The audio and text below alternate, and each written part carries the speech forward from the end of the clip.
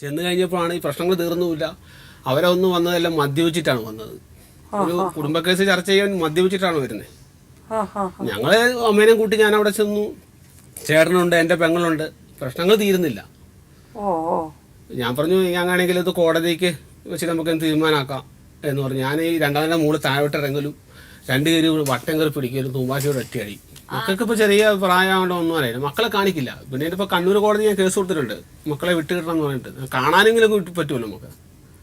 അവർ കാണിക്കില്ല എന്ന് പറഞ്ഞാൽ അത് എന്ത് ന്യായം? അത് അച്ഛനും അമ്മയ്ക്ക് ഒരു അവകാശമല്ലേ. ഇവര് മറ്റാർക്കെങ്കിലും പൈസ കൊടുക്കുന്നുണ്ടോ, എടുത്ത് മറിച്ച് കൊടുക്കുകയൊക്കെ? ഇതിനെപ്പറ്റി ഒന്നും അറിയില്ല മേഡം. നമുക്ക് ഒരു വാക്കും ഇവർ മിണ്ടുന്നില്ല. ഇവര് വായെടുത്താൽ നുണയല്ലാണ്ട് പറയൂല.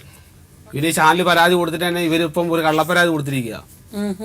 അവരെ വാടക വീട്ടിൽ പോയി ഏപ്രിൽ 5, 4 ഒച്ചപ്പാടും ബഹളങ്ങളാക്കി എന്ന് പറഞ്ഞിട്ട് പെരുങ്ങോം പോലീസ് കെട്ടിച്ചമച്ചൊരു കേസുണ്ട്. അതിനകത്ത് 14 ദിവസം ഞാൻ ജയിലിൽ കിടന്നു. 14 ദിവസം പോയി കിടന്നു ജയിലില്. എന്റെ അമ്മയും എന്റെ ചേട്ടൻ വന്നില്ല ജാമ്യമെടുത്തെടുത്ത്. വീട് അതിക്രമിച്ച് കയറി 4 വകുപ്പ് വെച്ചിരിക്കുന്നത്. 4 വകുപ്പില് 4 വകുപ്പ് വെച്ചിരിക്കുന്നത്. അതിനകത്തുനിന്ന് കുട്ടിയുടെ വസ്ത്രം വലിച്ചു കയറി, ചെലവത്തരിക്ക് തുമ്പ അടിച്ചു, പിന്നെ വീട്ടിൽ കയറി, അങ്ങനെ ഒരു വകുപ്പ് 4 വകുപ്പ് വെച്ചാൽ കൊടുത്തിരിക്കുന്നത്.